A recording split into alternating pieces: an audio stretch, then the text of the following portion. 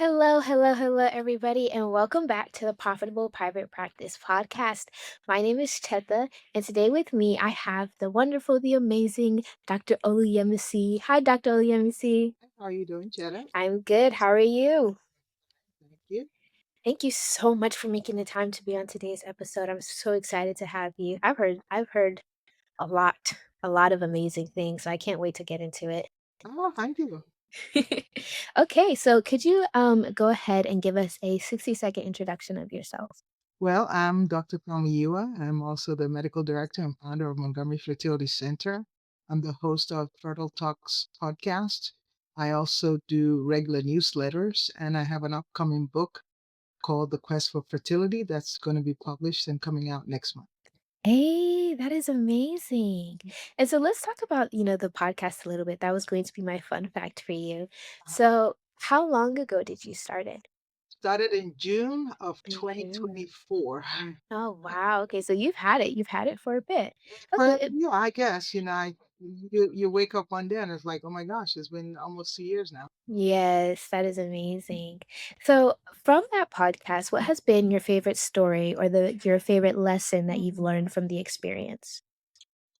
From hosting the podcast, I think it's fun. I mean, I've always done YouTube videos and I do blogs I that I write, but the podcast just lets me carry the same message as is on my Mhm. YouTube channel and expand it to a certain audience because there are certain people that want to listen or they may be driving and they're not necessarily looking at YouTube. So Yes. having the podcast is pretty much almost the same material, but having the podcast just broadens the audience of who can help me. And I have patients who are coming in now saying, I have watched everything of yours on YouTube. I've listened to every episode of yours on your podcast. So expands the reach. Expands the reach. That is Yeah. amazing. So let's go ahead and get started on some of the deeper questions. So I know that you've been in entrepreneurship for a while. So could you tell us about the moment that you decided to start taking your entrepreneurship journey seriously? I've always done it. I mean, I guess, every time when you start a practice, that is serious business. Mm-hmm. So, yeah, I mean, I've always been serious about it. Because I like what I do. Mm-hmm. And I don't know that I would say that there was one point where I didn't take it serious. It's always been serious from the It's get. always been serious. Yeah. That's amazing. That is awesome. So could you walk us through some of the challenges that you've had while taking care of your practice? Challenges in what regards, in what avenue? It could be mindset, it could be filling up your patient portal, any of those things. Um, well, anytime you're running a business, you have to manage people. So learning to manage people is Mhm. a skill. You have to learn it. Understanding your expenses, making sure you can cover your expenses, and learning how to market. Learning how to Those are the market. top Top 3. three things. Yeah. Okay. So I'm just gonna ask you to break them down a little bit. So what has Mhm. been while, managing people, obviously I know that's something that Mhm. a lot of private practice owners could possibly struggle with. What has been the biggest lesson that you've learned while managing, people or your team, for instance? Well, I mean, you cannot build anything without your team around you. Mhm. You have to learn to manage people as they come and they go. And I'm also a mentor to a lot of pre-health students. So those students do come in as medical assistants. They're phenomenal. And I train them. I don't hold back, but I with the understanding that they will leave, and that's fine because they Mhm. carry that whatever it is you build in them is going to go with them. And it's really nice that some of my former PA students are now referring patients back to see me. Some of the residents I've trained are now attendings on their own. So Mhm. that's unique and enjoyable and pleasant. And learning how to speak into people so that they themselves go to a higher level for themselves. So it's always rewarding when you see the full turnaround, but um, I think it's challenging, but also kind of fun. Mhm. over the years working with I've been blessed to work with a lot of wonderful people, so can't complain.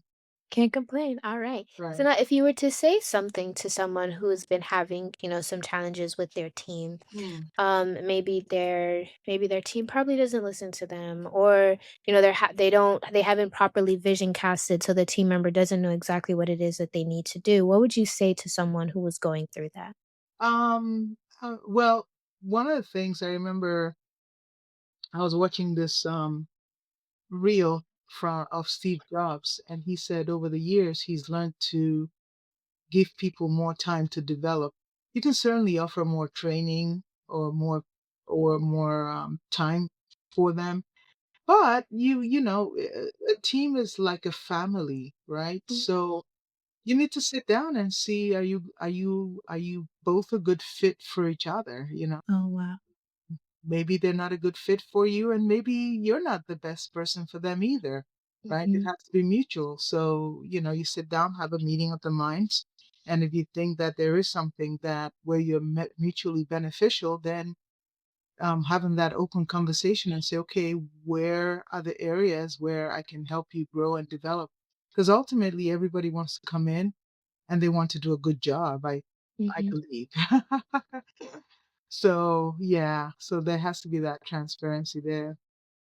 Wow. Okay. So, um, in the questionnaire that I gave you before, you mentioned that one of your wins was increasing your outreach, with which yielded to you having more and more patients. And so I know that some of the time things like filling your patient's schedule can, be difficult because they may not know how to do it, or they may not know how to, market properly. So what were the top three ways that you were able to fill up your patient's schedule or to increase your outreach?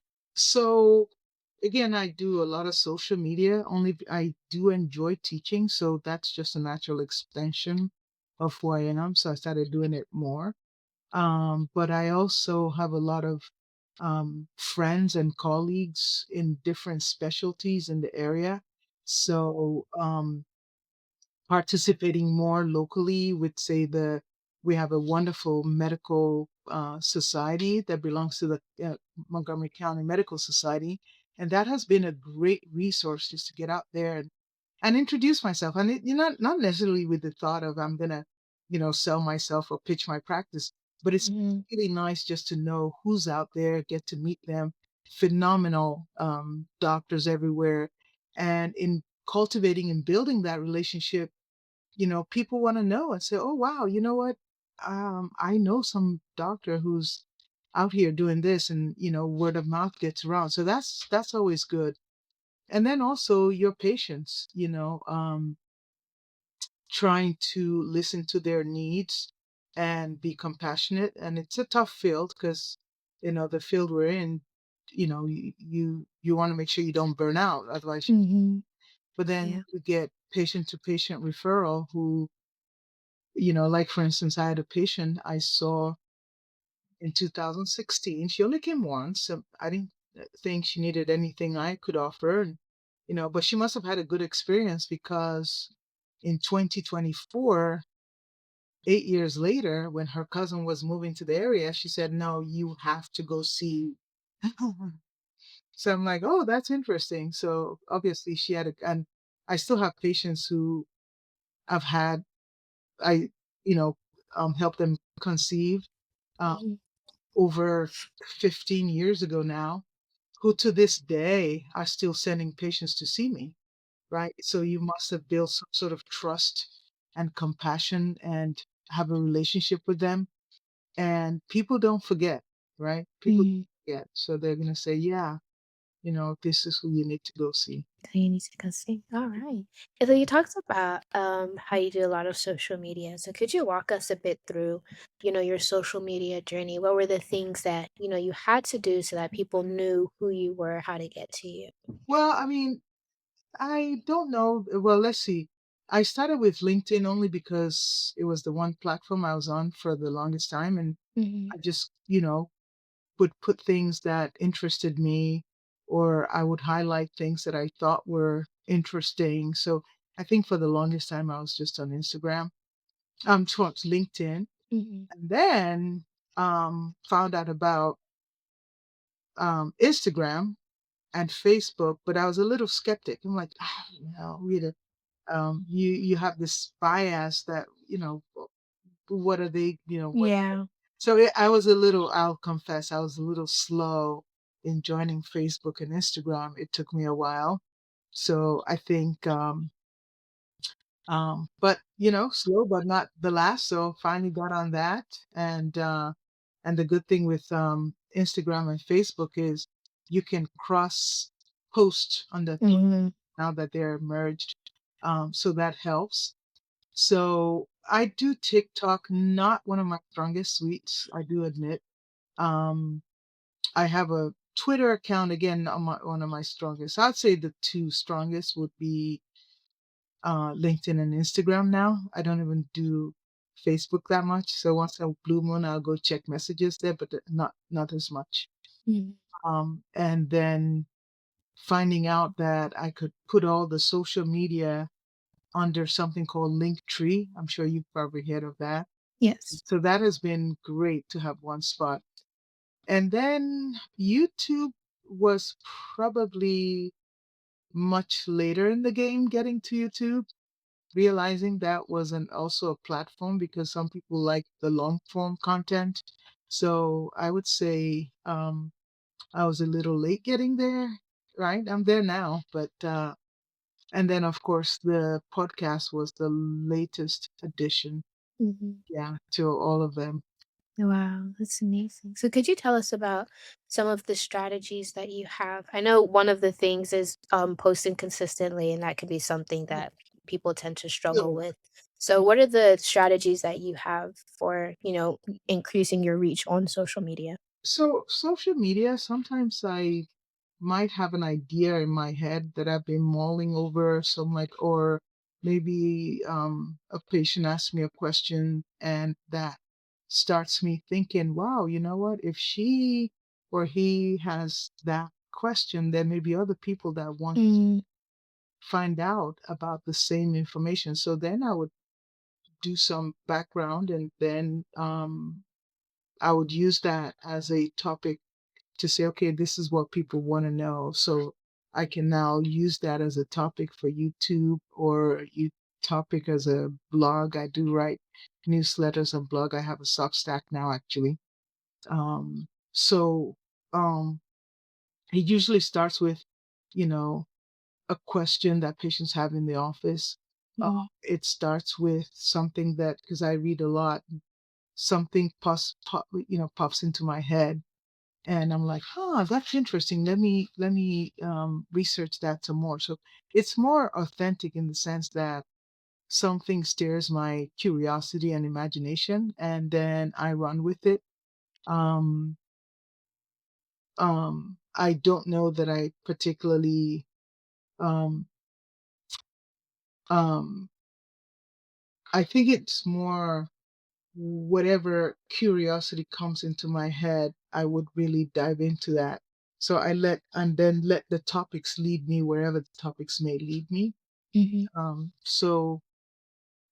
So but the strategy at this point in time is again, what's topical, what's curiosity, what shows up in my reading that I think patients may want to know about, or questions that patients ask me.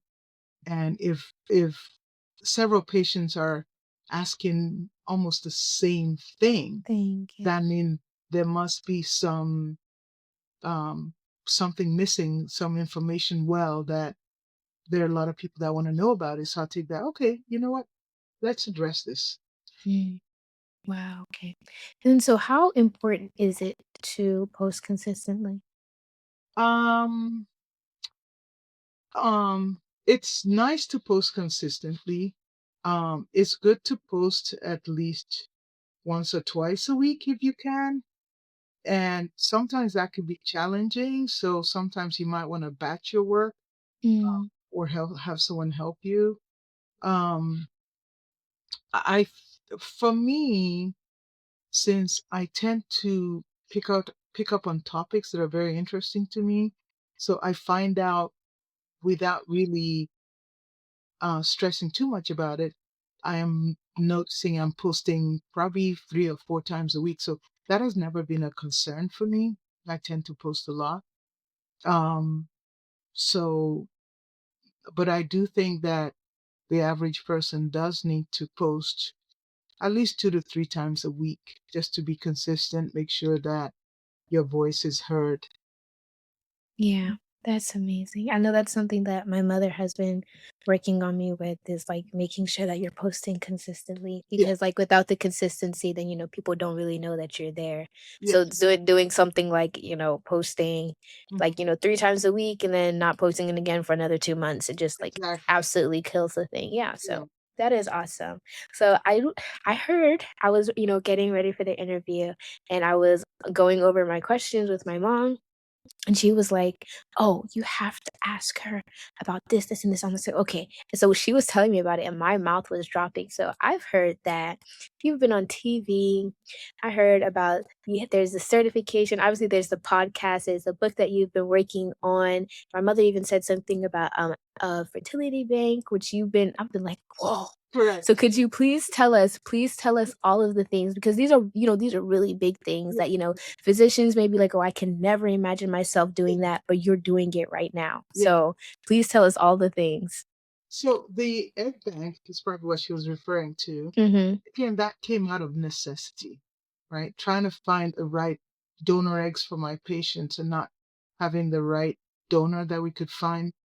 So I got tired of, especially during COVID, when, if we were looking for egg donors for people of color, you just couldn't find them.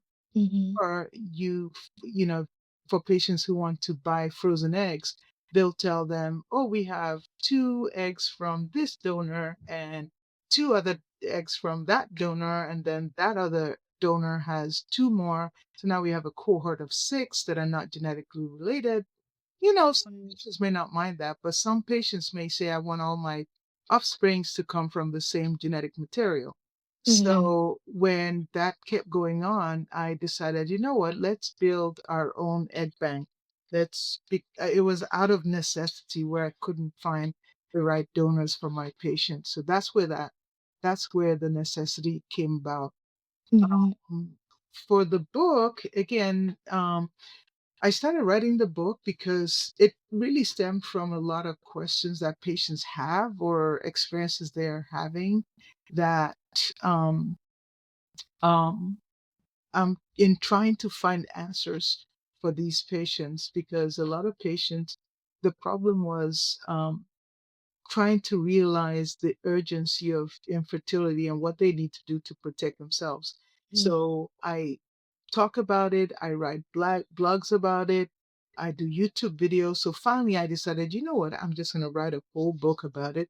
So it took about, I would say, 2 years in the writing to, it's a very comprehensive expose on fertility. So I started writing it in 2024. So yeah, just about almost 2 years in the writing. That's amazing. What else? So we got the book, um we got the YouTube channel we're doing, we got the egg bank.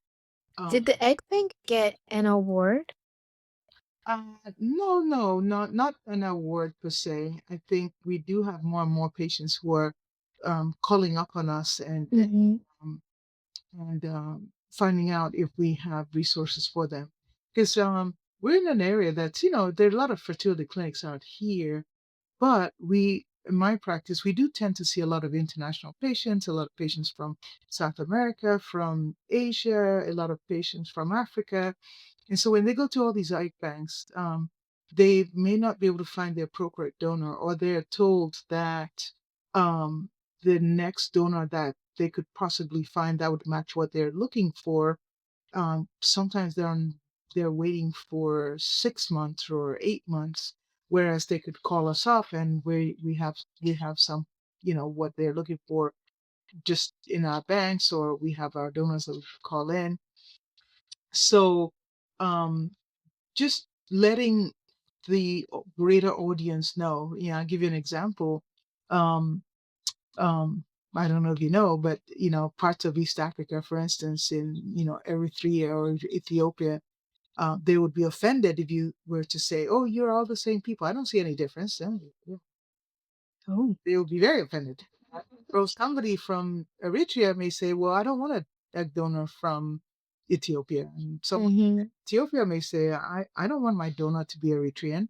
And someone from Zimbabwe may say, "Well, I don't want someone from South Sudan," or they're very picky. Yeah. Um, most Africans know the distinction. Those places may not. They'll say, "Well, what's the difference? You're all black, aren't you?" It's like the same way if you tell, someone from Asia that, I'll find you an Asian donor, and maybe they're from, Thailand, and you find someone from the Philippines and they go, "No, I don't care. I'm not." Mhm. Yeah. So you have to be sensitive to the cultural differences. And they want what they want, right? Mhm. And that's where we step in. That's where you step in. So you have essentially people from everywhere reaching out to you. Just about, almost. Just Yeah, about. we have everybody? Probably not, but we do have A lot of people. we have a very wide and diverse pool. So Mhm. patients have been very happy with that, and we have pricing structures that lets them get more than 6 eggs or 8 eggs, and patients love it. Um, we have a lot of Hispanics, and some of them may be from different parts of South America, right? So, Mhm. again, it's not a one, oh, they're all Hispanics, they're all the same. No. So, so that's where we come in. We're very sensitive to that to say, okay, people are very careful. They want what they want. And our job is to try and, as much as possible, to help them. I mean, I'm not sure you're probably not aware, like going, of course, people could say, well, I could buy eggs from a foreign egg bank and have them shipped. We wouldn't take that necessarily because you don't know where they got those donors, right? So we have special screening that we do on our donors. They have to meet certain standards for FDA to clear them, but we go over and beyond to look at what's their medical story, what's their psychological story. Even for things that you may not even have a biological test that may impact the offspring, such as not bipolar disorder, Mhm. especially the formats that are not readily, you can't test them. There's no Mhm. biological marker for it, but you want to be, careful, right? And so if you just go buy eggs from somewhere or go somewhere and get donor eggs, you don't know what screening has been done. You don't know the psychological history of that person. So it's like buyer beware, right? Mhm. Buyer beware. So we tried, again, you cannot 100% eliminate risk, but we do take extra caution to dive into things like that. And if we catch something that's off, we will not proceed. We will, refund the patient their, just tell them, the donor you pick, we just found out that they have XYZ and we don't think it's Okay. any longer Mhm. a suitable match, right? So Yeah. I think people respect that transparency. That is amazing. So, Mhm. did a lot of, the how do I explain it? Like how popular per se or the reach of the egg bank, was that from the posts that you do or was that from like word of mouth and referral sources? I think both. Both. Okay. Yes, I've been posting about it. It's on our website. It's word of mouth, referral sources. So it's more of an organic growth in that regard. Mhm. And it's now steadily growing. So we're getting more and more people. And I think this all feeds into the more aware, like your mom says, right? You could be the world's best kept secret if nobody's Yeah, aware. and no one would know it. So having that more social media outreach is starting to let people know what we have and what we're capable of doing. And I see people reaching out to us really from everywhere now. Wow, that is amazing. That is awesome. So that like for me, I've been listening, to the EBS students and everything, and I've just started to. It's kind of started to dawn on me like how important it is, like like big ass, so like one of the doctors would be like, "Can't ask my patient to refer me to another person." And Yeah. just because of them doing that, they've had more and more people start coming into their practice.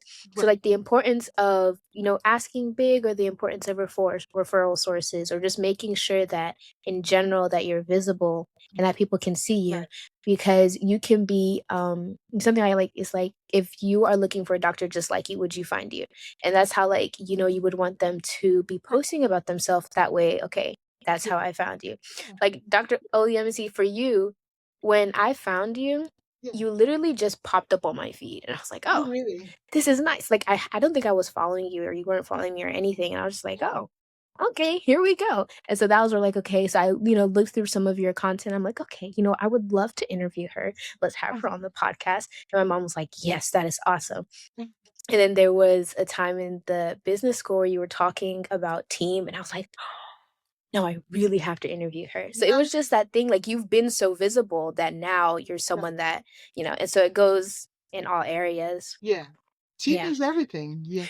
Team is, Yeah. you can't achieve anything without a good team because Mhm. it's just not physically possible to do it all. And that's one of the things I learned with experience. You can't do it all. Yeah, So you you need to be can able to hand off and you know, build to that have a good roster. team behind you Mhm. makes a huge difference. And it's hard. Yeah. Yeah. Yeah. So, let's talk a little bit about the business school. How long have you been in the business school for? You know what? Let's see. I always have to keep asking Makita to calculate for me. It's all been a blur now. I'm not sure if it's 2021 or 2022. Mm, It's one of those. one of those. One of those. One of the other. And so I've heard people say that, the Entre MD Business School is like an alternate reality. So what is your take on that statement? So I think one of the things I liked about it is just having other physicians who are going through similar things, even if they're Mhm. not in the same field. And having it's almost like a classroom, really, really figuratively, where you can talk to your classmates and say, wow, you know what? Let's study together. Or, you know what? Let's practice for that midterm together, you know? So having that camaraderie and then, you know, when people have gone before you and they've had certain experiences, everyone is so open and willing to tell you what worked, what didn't work, Mhm. like what AI are you using for your notes? I got my first AI from I think Dr. Obidi, who mentioned, "Oh, I was using this AI." I'm like, "Oh, really? Let me try that." So without him, I wouldn't have heard that. I've since heard about other AIs and from other doctors. Okay, let me explore it. It may work, may not. Um, um, Marketing ideas. What do you do for your referral doctors? How do you keep your patients engaged? So yes, we're going to read and we're going to study and we have all these tips and everything from Dr. Una, but also having other doctors around to say, okay, when you tried this, how did it work for you? Or, when you back dialed on this, how did you do it? Or how did for instance, when I switched my electronic records, that was a huge deal. Very, very, very huge because going from one record to another is a lot of work because I have thousands of charts in there. And also, you have to do an EMR launch. You have to build up to it. You have to train all your staff on the new EMR, the new workflows. So everybody knows, when you go to a new EMR, if you don't plan it well, your productivity is going to fall, Mm. right? So one of the things I did was I did bring it to the group of doctors and said, who here has had to switch electronic records? How did you do it? What was your process? How did you break it down? How did you get your team to do it?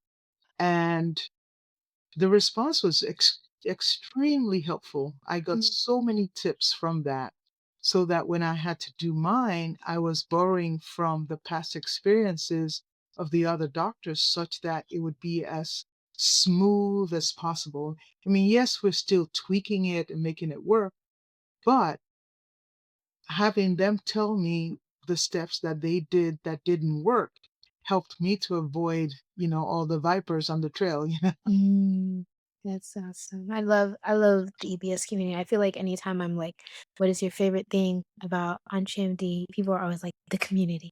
Uh-huh. And I've been, extremely privileged to kinda just sit back and just watch everything. Yeah. Everybody everybody loves each other. Like, it's a peaceful community where it's like, if you need help, there's someone right there who will help you with whatever it is. Yeah. So I just love being able to watch that. Now, since being inside of the business school, what has been the biggest win that you've experienced, tangible and intangible wins? Mm, let's see. Let's do top 3 for each one. Top three. I would say intangible tangible wins. Being able to be comfortable with my skin in front of a camera before I was not. So that Mm, was very tangible. And then having other doctors who were doing it and how they did it and what they used really helps. And, like your mom will say, it's you're normalizing it. Say, oh wow, you know what? If they can do it, I can do it. yeah, And then you know, trial by error, and then you get better, over time. So that has been a great win. Other tangible wins is the training for staff and how to build a team. That's very tangible. The training with say staff, um, being more comfortable in front of a camera, and then learning how to purpose topics to decide what to post, how to post, and how to use it mm. where. I think that was another tangible win. So In you learned that in the business school? Yeah, intangible wins would be the friends that I've right. Knowing people all the way from here to Atlanta that honestly and also connections, even people within my field who are in the group. I would never have met them if it hadn't been for this group because Mhm. I wouldn't know of them, they wouldn't know of me. And so that has been a wonderful asset because those people have now connected me with other people that have Mhm. connected me with more people all in the same ecosphere. So that has been very supportive. And yeah, that's a great win. That's amazing. Yeah. We love on TMD. We love on TMD. And so for anyone who, let's say, is thinking of joining, the business school, or they're thinking of joining PPPM, Mhm. what would you say to them? Like they're like on the fence about it. They don't know whether or not I they want to mean, join. if they're on the fence, they could start with the PPPM, right? Mhm. Because and then even that still gives you great value, actionable steps. Being in the group gives you a little extra because then you get to come to the one-on-one working sessions where Mm. you can sit down with other people who are actually doing work, and then you can ask for feedback. You can Mhm. questions to the instructor and they can give you direct fit. So you wouldn't get that with PPM. You can come to the practice retreats. The last one in South Carolina was just a lot of fun and I learned a lot and met a lot of people. So Mm. you don't get that in the PPPM. I'm not sure. I think, we just got that book, The Seven Figure Physician CEO, that was given as part of the perks of being in the school, which is also another great asset that you can actually troubleshoot. And then the other thing is, it's kind of fun, when we get assigned different books of the month. So Mm. a lot of the books I've already read, but some of them are new to me. And so I'm always reading. So it's always good to have someone and you pick up from each book has lessons that stick with you Mhm. so that you can actually apply, not just lessons. I mean, it has things you can apply in your Yeah. personal life, in your business life. So I kind of like that. Yes, that's awesome. I know Dr. Una in the last session for on TRMD, the live call that we had, she was saying that she doesn't only teach so that people can hear, but she teaches so that people can do. And so I love that that's the same thing that you get from the book. Like you're reading the book and you're gaining the knowledge, Yes. but you also have, actionable steps to take and to Right. apply to your practice and to your Exactly. life. Yeah, Yeah. Yeah. that's amazing. And so we know Dr. Una likes to talk about dream business and dream life. So, in what ways are you experiencing both of those? Um, Dream business is always a work in progress, so I'm still Mhm. growing and evolving. So I'm excited about what we're doing right now. So I can't wait to see the. I don't think there'll be a final version. So Yeah, um, you just keep going from one yeah, level to another. yeah, yeah, yeah. So that's nice. And dream Mhm. life, learning um, to not burn out. So, learning when to step back and take a break. I remember a few years ago when I told her, I took a trip to Morocco and I hadn't traveled in ages or stepped back. And, that was just so nice to step back because I think that when I come back, I'm better for my patients and for myself. Mm. So, and better for my family as well. So, yeah. So in that, learning to, I think in the business now, I've learned to delegate a lot. So the business side is still, again, it's still work in progress, but that's helping. And the personal life is learning to delegate in that as well. Especially now that I'm getting busier with the book and I'm getting requests to come talk here and there and on different podcasts. So that will be the next stage of wrapping it in so Yeah, I feel like I got good control of the reins. good control. And then just taking some time off for the fun of it. So Mhm. I like to exercise, so I believe I'm a person that exercises. I'm an exerciser. Mhm. So if that's the case, then I do exercise. So I like to do my calisthenics and push-ups in the mornings. Ooh. I don't get to do it every morning. Like this morning, we had to come in for an early procedure. So tomorrow, I don't have an early procedure, so I'll probably do it. And then on weekends, I do longer sessions. So Yes. I'll do 3 or 4 during the week, and then longer sessions during the week, and it's all adding up, and I like it. That's awesome. That is amazing. You can say something to a private practice owner who is feeling a little bit challenged or they feel like they're struggling. What is that one thing that you would say to them? I think that you need to, well, if you're in this group, there's always someone who's probably been there, done that, Mhm. and they're always willing to share. So post your questions to the group.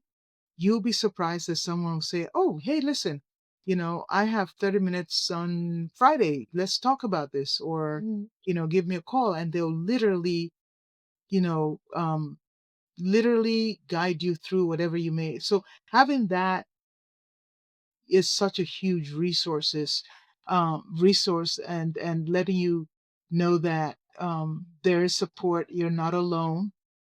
That's huge, right? Mhm. That's huge for solo practitioners. And knowing that someone has been there and can guide you is even better, right? And knowing that if you keep showing up, it eventually does work. It doesn't look like it's going to work, but it does work. Yes, it does work. You have to trust the process. Correct. Yes. So now what about someone who isn't in the group? What? What would you say to someone who isn't in the group? Um, well, if any of this sounds curious to you, just reach out to the group and ask questions. And ask And questions. most of almost everyone I know, they're more than willing to share, really.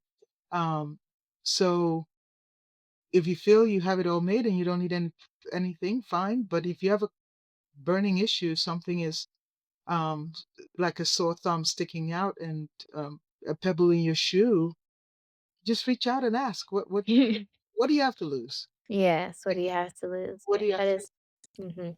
So in that on that case, if you are interested and you have questions for the group or you're thinking about joining the business school, you're thinking about joining PPPM, or maybe you're on the fence about all of them, you can go to archmd.com/success so that you can book a call. When you book a call, you will get in contact with one of the team members, and they will essentially help you figure out what your next best step is. Something that my mom has told me all of the time is that EntreMD is here to help you. EntreMD is here to help the physician community. So if you have something you're going through, you're struggling with it, then are you feel like, okay, well, I want to join EBS. I just don't know if it's the best thing for me to do. Yeah. Then you can go to entremd.com/success that you can book a call. Our team would love to help you with whatever it is that it may be. Dr. Femi, Yeah. now, where can people find you? They want to know more about you. Where can they find you?